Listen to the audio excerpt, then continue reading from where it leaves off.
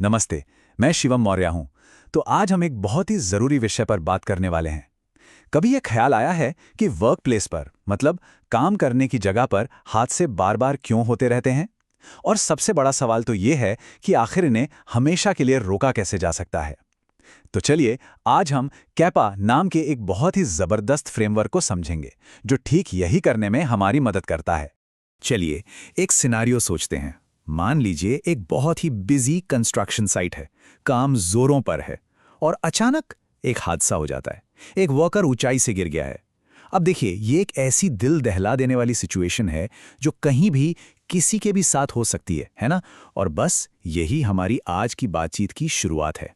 तो जैसे ही हादसा होता है साइट पर एकदम से अफरा तफरी मच जाती है। अब सवाल यह है कि सबसे पहला कदम क्या होना चाहिए?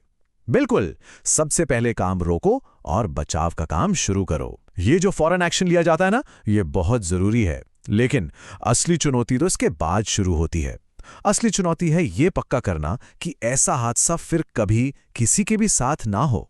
तो सवाल यह है, इस गंभीर सिचुएशन से निपटा कैसे जाए? देखिए, यहां पर हमें दो तरह से सोचना होता है।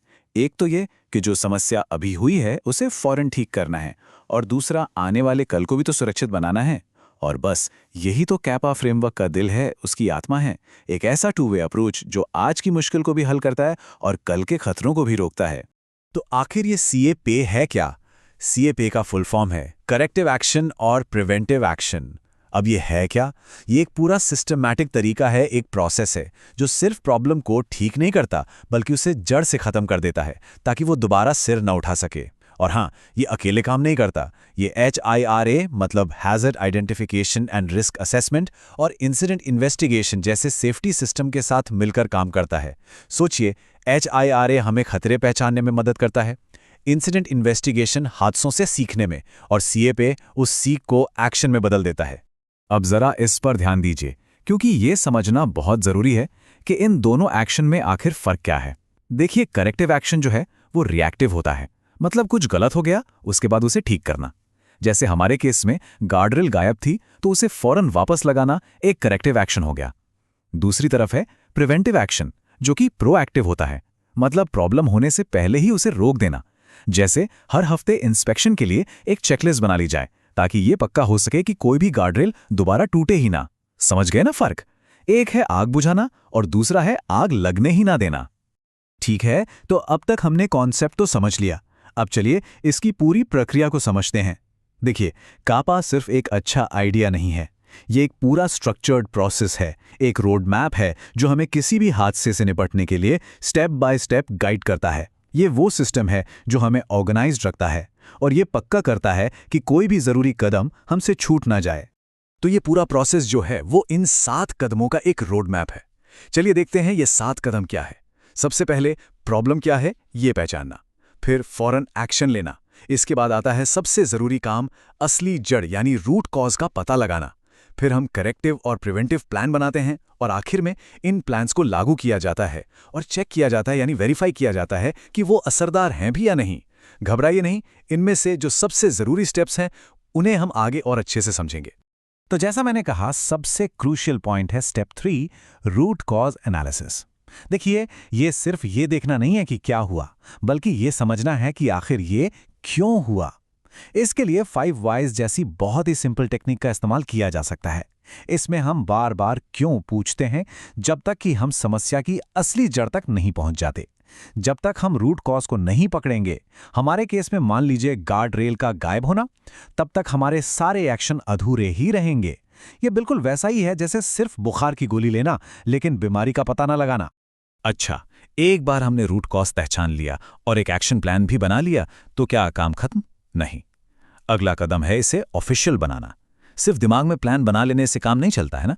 इस पूरी प्रक्रिया को फॉर्मल तरीके से डॉक्यूमेंट करना बहुत जरूरी है। ऐसा क्यों? ताकि सबकी जिम्मेदारी तय हो सके और हम प्रोग्रेस को ट्रैक कर सकें।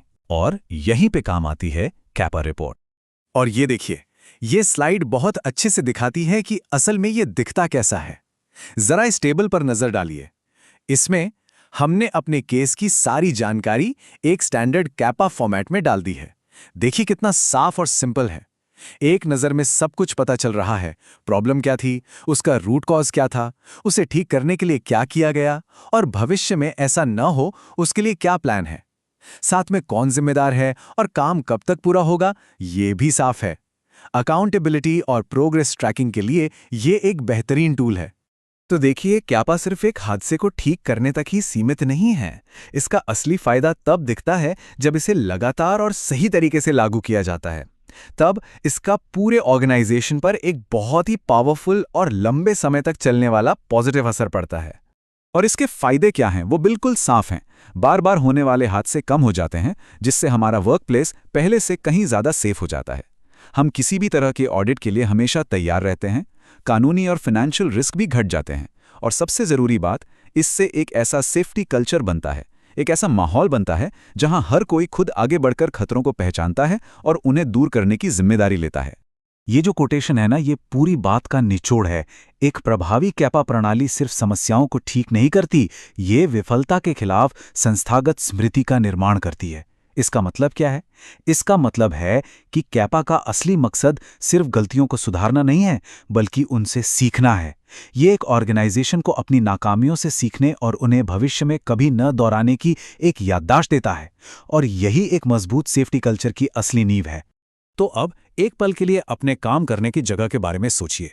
क्या वहां कोई ऐसा रिस्क है जिस पर तुरंत ध्यान देने की जरूरत है? कैपा का फ्रेमवर्क हमें ऐसे ही रिस्क को पहचानने और उन्हें सुधार के एक मौके में बदलने में मदद करता है। इस बारे में अपने सुपरवाइजर या सेफ्टी रिप्रेजेंटेटिव से बात की जा सकती है। याद रखिए, मिलकर काम करने से ही वर्कप्लेस को सबके लिए एक ज्यादा सुरक्षित जगह बनाया जा सकता है। मैं हूं शिवम मौर्य। उम्मीद है कि इस बातचीत से कुछ नया सीखने को मिला होगा। अगर कोई भी सवाल हो तो बेझिझक मुझसे संपर्क कर सकते हैं। समय देने के लिए बहुत बहुत धन्यवाद। और हां, हमेशा सुरक्षित रहें।